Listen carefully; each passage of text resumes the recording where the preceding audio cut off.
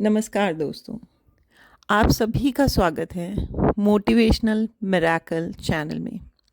आज मैं आपके साथ एक ऐसी स्टोरी शेयर करने वाली हूँ जो अगर आप लास्ट तक पूरी देखते और सुनते हैं, आप पाएंगे कि आप अपने जीवन में उस चीज़ को यूज़ करके इम्प्लीमेंट करके काफ़ी चेंजेस ला सकते हैं।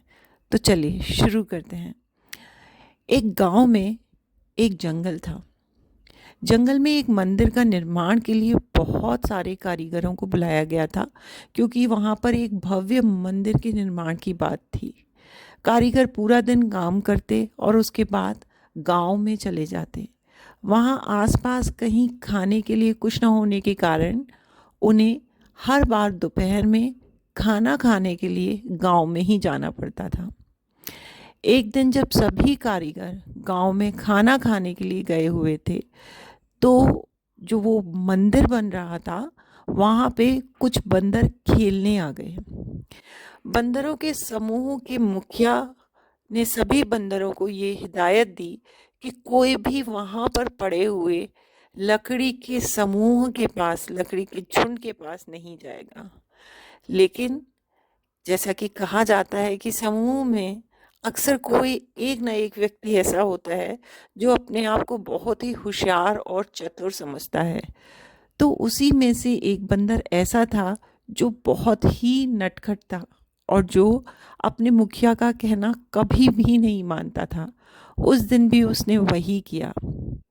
वो वहीं पर शहतूत की पड़ी हुई लकड़ियों के पास चला गया और उनके साथ खेलने लगा। समूह के मुखिया ने उसे तब भी टोका, लेकिन उसने अपने मुखिया की बात नहीं मानी और वो वहां पर खेलता रहा। उसने देखा कि उस गट्ठे में, शहतूत की लकड़ी के गट्ठे में, एक जगह पे एक कील लगी हुई है। अक्सर ऐसा होता था कि ये जो कारीगर जो मंदिर का निर्माण कर रहे थे, वो एक निशानी के तौर पर कि वो किस लकड़ी के लट्ठे पे काम कर रहे हैं और कहाँ तक उन्होंने उस पे चीरा लगाया है, उसको वो आसानी से पहचान पाए, इस सोच को ध्यान में रखते हुए वो वहाँ पर एक कील ठोक जाते थे, जिससे कि वो अपने काम को वहीं से शुरू कर पाए।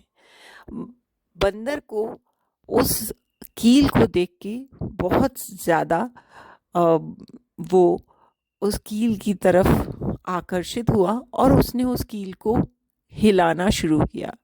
उसने काफ़ी दम लगाया, उसने काफ़ी कोशिश की, लेकिन वो कील बिल्कुल भी नहीं हिल पाई।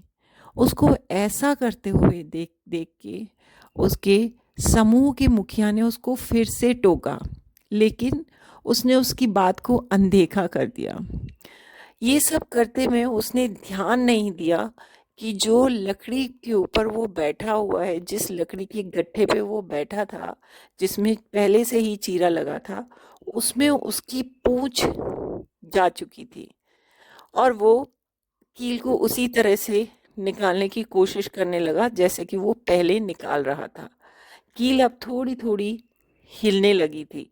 ये देखकर वो बहुत खुश हुआ और अब उसने और जोर से कील को निकालने का प्रयास शुरू कर दिया।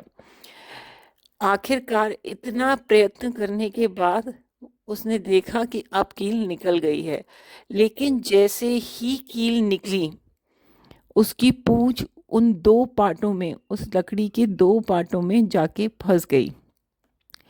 जब उसकी पूंछ उन दो पार्टों में फंस गई तो उसको बहुत दर्द होने लगा और वो चीखने लगा। उसने काफ़ी कोशिश की कि वो अपनी पूंछ को निकाल पाए, लेकिन वो जितना ज़्यादा अपनी पूंछ को निकालता उतना ज़्यादा उसको दर्द होता। जब तक वो अपनी पूंछ को निकालता या कोई उसकी मदद कर पाता, उसका बहुत खून बह चुका था और इस तरह से वहाँ पे खून बहने की वजह से और उसकी पूंछ ना निकल पाने की वजह से उसकी वहीं पे मृत्यु हो गई। तो बेसिकली इस कहानी से हमें ये सीख मिलती है कि जिस काम की जानकारी हमें नहीं है, उसमें अनावश्यक रूप से हस्तक्षेप करना मूर्खता होती है। ऐसा करना मुसीबत को बुलावा देने वाली बात है। तो कभी भी अगर आपको लगता है कि कोई काम ऐसा हो रहा है जिसके बारे में आपको पता नहीं है, तो आप उसमें अपने आप को ज़बरदस्ती फंसाए ना। क्योंकि जब हमें किसी चीज़ के बारे में पता नहीं होता तो हम उसमें सिर्फ और सिर्फ गलतियां करते हैं। क्योंकि नॉलेज के बिना, ज्ञान के बिना, जानकारी के बिना आप जीवन में सफलता नहीं पा सकते। और यही सबसे बड़ा नियम है, यही सबसे बड़ा सत्य है। धन्यवाद दोस्तों। अगर ये कहानी आपको पसंद आई हो तो इसे लाइक कीजिएगा। धन्यवाद।